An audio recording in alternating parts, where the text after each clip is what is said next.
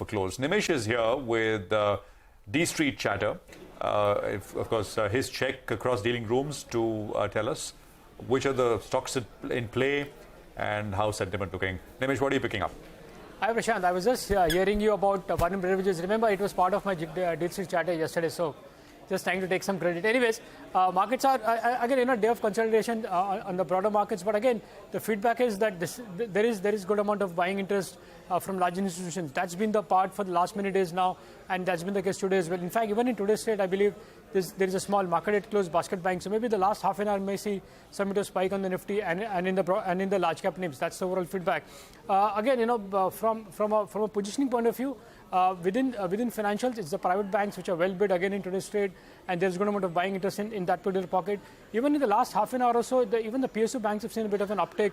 So it looks like a bit of short covering as well after 3 days of underperformance in the PSU bank stocks. But the one space which has seen some bit of profit booking is the consumption basket. Across consumption names, whether it's Dabur or Jubilant, all have seen some bit of profit booking in today's trade, largely from the larger FIs. So net, the consolidation continues, but there is buying interest from larger FIs, and that's tilted towards the financial names. Nimesh, EPL, SL Propack, the erstwhile SL Propack is a stock which is up 11%, and that's made it to your list today. Can you tell us what's happening in EPL and then the other stocks that you're tracking? Sure. Okay, so let me start with EPL first because you asked about it. There are big volumes in that stock today.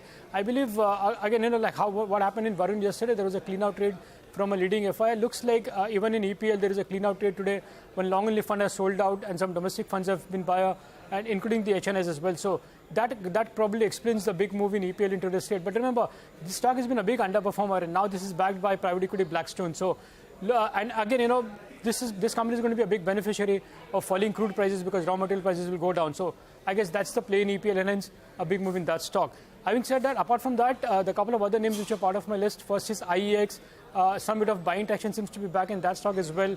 So the delivery volumes are going to be quite high in IEX, and I believe some long only funds have been active buyers in IEX in today's trade. So that's the reason why IEX is buzzing. The second stock is Zomato.